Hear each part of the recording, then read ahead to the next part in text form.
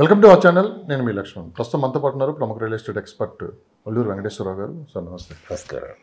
ఎలా ఉన్నారు? సూపర్ అండి. మన రేవంత్ రెడ్డి స్పీచ్ తర్వాత కాస్త మార్కెట్లో కొత్త వాతావరణం కనిపిస్తుందని చెప్పి కూడా అంటున్నారు. కదలికలు ఏమైనా కనిపించాయా రియల్ ఎస్టేట్ పరంగా? గ్రౌండ్ లెవెల్ పరిస్థితి ఏముంది ఇప్పుడున్న సినారియో ప్రకారం? ఒక మాదిరిగా ఏంటంటే క్వైరీస్ అయితే పెరిగినాయి, కానీ ఏంటంటే మాటల కన్నా యాక్షన్ అనేది చాలా ఇంపార్టెంట్. చాలామంది ఇన్వెస్టర్స్ కూడా చాలా తెలివి మీరిపోయారు. యాక్షన్స్లోనే డెఫినెట్గా ఎక్కువ రిజల్ట్స్ వస్తుందని నా యొక్క అభిప్రాయం యాక్చువల్గా. అంటే కానీ ఒక కాన్ఫిడెన్స్ లెవెల్ అనేది ఏంటంటే, అంతకుముందు గవర్నమెంట్లో ఏంటంటే ఒక మూమెంటం అనేది వచ్చింది. ఇక్కడ ఈ గవర్నమెంట్ ఇస్తున్న మూమెంటం తగ్గింది. ఆ మూమెంట్ని తీసుకురావడానికి ఇంకా ఎక్కువ ఎనర్జీ అనేది గవర్నమెంట్ తరపున అనేది ఎక్స్పెక్టెడ్ అనమాట. అంటే మీరు ఒక మాట అన్నారు, అంతకుముందు గవర్నమెంట్ అన్నారు. అంటే అంతకుముందు గవర్నమెంట్లో పీక్ స్టేజ్కి వెళ్ళి మార్కెట్ ఆగిపోయింది. అందుకని ఇంకా మిడిల్ క్లాస్ పీపుల్ కూడా ఏంటంటే కొనలేని పరిస్థితికి వెళ్ళిపోయారు. అలా అని చెప్పి రేట్లు దిగి వస్తాయంటే అది దిగి రావట్లేదు, కానీ పెరిగే అవకాశం ఉంది, కానీ తగ్గే అవకాశం ఎక్కడ కనిపించట్లేదు. ఇప్పుడు కొత్త గవర్నమెంట్ వచ్చిన తర్వాత సమస్య అంతా అక్కడే మొదలైంది. అంటే నిన్న మొన్నటి వరకు హైడ్రా అన్నారు, రకరకాల మాటలు అన్నారు. ఓవరాల్గా ఇవన్నీ చూస్తే హైడ్రా కాదు, ఏం కాదు, రేట్లు హైస్ అంటే పీక్కి వెళ్ళిపోవటం వల్లే కాస్త మార్కెట్ మీద కొంత ఎఫెక్ట్ చూపించింది అని చెప్పి కూడా ట్రేడ్ వర్గాలు చెప్తున్నాయి. దీన్ని మీరు ఒప్పుకుంటారా? ఇది కరెక్ట్ అండి. యాక్చువల్గా ఏంటంటే ప్రీవియస్ గవర్నమెంట్లో ఏం జరిగింది, state government they business, real estate business చేసింది. అంటే ఆర్టిఫిషియల్గా హైక్ చేసింది చాలా చోట్ల. అంటే అది ఆర్టిఫిషియల్ హైక్ చేయటం వలన మీ చుట్టుపక్కల ప్రాంతాలు అందరూ మళ్ళీ రైతులు కానీ ఎవరైతే అమ్మారో అందరూ రేట్లు పెంచేశారు. కానీ గవర్నమెంట్ మళ్ళీ కొంతమంది ఎంటర్ అయ్యారో ఫేక్గా ఎంటర్ అయ్యి తర్వాత కూడా విత్డ్రా చేసుకున్న కేసులు కూడా ఉన్నాయి. ఫర్ ఎగ్జాంపుల్ నియోపోలిస్ కానీ బుడ్వెల్ కానీ ఇంకేదైనా ప్లేసుల్లో కూడా అంతా 100 పర్ ఏకర్ నియోపోలిస్లో 100 క్రోర్స్ అని కాదు, కానీ అదే మెటీరియలైజ్ అవ్వలేదు కదా. అట్లనే ఏంటంటే ఇది ఆర్టిఫిషియల్గా వీళ్ళు క్రియేట్ చేసింది వాళ్ళ యొక్క ఇంట్రెస్ట్ కాపాడుకోవటానికి ఎక్కువ ఆర్టిఫిషియల్. ఎప్పుడైతే ఆర్టిఫిషియల్ ఇంట్రెస్ట్ ఇటు కరెక్ట్ లెవెల్కి రియల్ ఎస్టేట్ ఎప్పుడు రియల్ లెవెల్లో ఉంటేనే అది స్లోగా గ్రోత్, ఆర్గానిక్ గ్రోత్ అనేది ఉంటుంది. ఒక్కసారిగా ఆర్టిఫిషియల్ కానీ ఇట్స్ టెంపరీ అనమాట. అది జరిగింది ఫ్యూచర్ లాస్ట్ గవర్నమెంట్లో అదే జరిగింది. ఈ గవర్నమెంట్లోకి వచ్చేళ్ళకంటే దాని యొక్క ఇంపాక్ట్ అనేది ఇక్కడ వాళ్ళకి డెఫినెట్గా తగ్గుముఖం పడుతుంది. అందుకే రేవంత్ రెడ్డి గారు మొన్న క్రెడా మీటింగ్లో కూడా ఒకటే పదే 2-3 మాటలు చెప్పడం కూడా జరిగింది. అపోహాలకి పోవద్దు, అపోహాలకు గురి కావద్దు, అపోహాలకు గురి చేస్తున్నారు, దయచేసి దాని నుంచి మీరు బయటికి రండి. గవర్నమెంట్కి స్పష్టమైన ఒక విజన్ ఉంది. అంటే ఒక 4th సిటీ గురించి మాట్లాడుకున్నాక ఆయన చెప్పారు, ఆనాడు హైటెక్ సిటీ కావచ్చు, ఔటర్ రింగ్ రోడ్ సంబంధించి రాజశేఖర రెడ్డి గారి పేరు, చంద్రబాబు రెడ్డి గారి పేరు పదే ప్రస్తావించారు. అంటే ఇప్పటికి మనం చెప్పుకుంటున్నాం అంటే ఆ రోజు ఆ ప్రాజెక్ట్ వాళ్ళు పూర్తి చేశారు కాబట్టి చెప్పారంటున్నారు.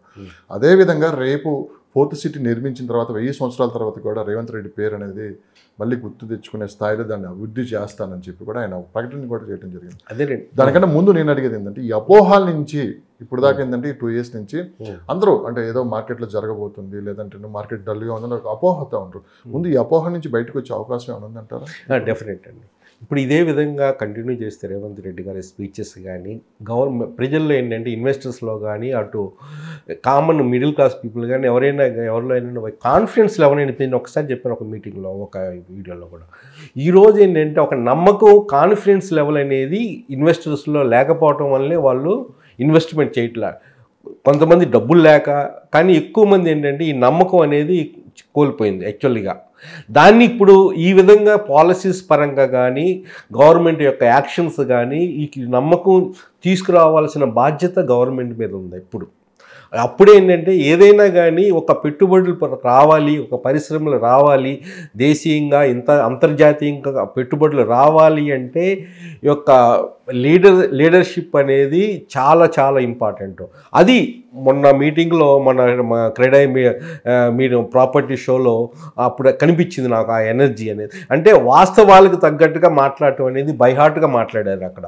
నేను ఎవరికి ఇంట్రెస్ట్ సెల్ఫిష్నెస్ని నేను ఎప్పుడు ఎంకరేజ్ చేయను అని ఒక మాట అన్నారు. అంటే ఏదైనా పర్టికులర్ పర్సన్ వెళ్ళి నాకు తనకు స్వలాభం కోసం సిస్టమ్ని డ్యామేజ్ చేయనని చెప్పడం జరిగింది.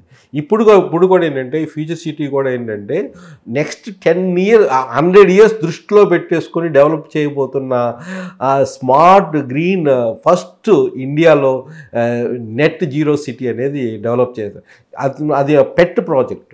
దానికి ఐడెంటిటీ, ఎందుకంటే ప్రతి మీటింగ్లో ఫ్యూచర్ సిటీ గురించి అనేది చెప్పడం జరిగింది. సో ఫ్యూచర్ సిటీ అనగానే గత 1.5 year నుంచి దీని మీదే చర్చ, 1 year ఇదే చర్చ నడుస్తుంది. ఏది ఫ్యూచర్ సిటీ. ఇంకా శ్రీశైలం హైవే అనేది మర్చిపోయారు. అంతకుముందు శ్రీశైలం హైవే అనేవాళ్ళం, ఇప్పుడు ఫ్యూచర్ సిటీ అంటున్నాం. అవును. సో ఫ్యూచర్ సిటీలో అసలుకి రేవంత్ రెడ్డి గారి స్పీచ్ తర్వాత ఏదైనా చేంజెస్ కనపడుతున్నాయా? అంటే ఫ్యూచర్ సిటీ ఈ విధంగా ఉండబోతుంది అని చెప్పి ఒక ప్లాన్ అయితే ఆయన ఇచ్చారు. కానీ ఇప్పుడు ఇన్వెస్టర్స్లో కానీ ఏమన్నా కదలికలు కనపడ్డాయా? అంటే గతంలోనైనా ఉందా? అంటే ఫ్యూచర్ సిటీ గురించి నేను ఒక్క మాట అంటాను, వ్యూయర్స్కి చాలామందికి అవగాహన లేదండి. ఫ్యూచర్ సిటీ గురించి అవగాహన లేదు చాలామంది. మనం చేస్తున్నా కానీ అవగాహన లేకపోవటం ఒకటి, ఇంకోటి ఏంటంటే నమ్మకం లేకపోవటం ఒకటి. నమ్మకం లేకపోవటం వల్ల అవగాహనకి తెచ్చుకోవట్లేదు వాళ్ళు. నిజంగా ఇది ఏంటంటే ఈరోజు భారత్ ఉన్న పరిస్థితి నెక్స్ట్ 2047 కల్లా వికసిత భారత్ అనేది రాబోతుంది. ఇప్పుడు మనకి నంబర్ 3 పొజిషన్కి ఆర్థికంగా మనం డెవలప్ అవుతున్నాము. Hyderabad will be the one of the main city అవబోతుంది. ఏది ఆ గ్రోత్లో ఉండబోతుంది అనమాట.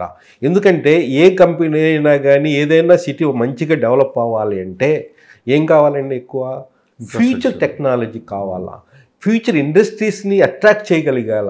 ఈ ఫ్యూచర్ సిటీ కూడా ఏంటంటే పెట్టుబడులని ఆకర్షించే ఒక సిస్టమ్ను తయారు చేస్తున్నారు. ఎక్కువ సిస్టమ్ని అక్కడ పెడుతున్నారు.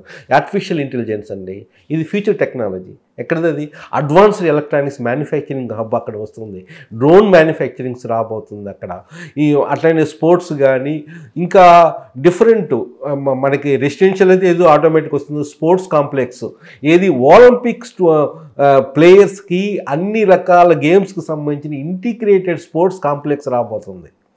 ఈరోజు ఏంటంటే వీటన్నిటికీ ధీటుగా హైదరాబాద్ కానీ సికింద్రాబాద్ కానీ సైబరాబాద్ కానీ ఉన్న ప్రాబ్లమ్స్ ఆ సిటీ అనేది చాలా వరకు సొల్యూషన్ అనేది తీసుకురాబోతుంది. మీరు చూశారు 200 acresలో జూ అనేది ప్రపోజ్ చేస్తున్నారు.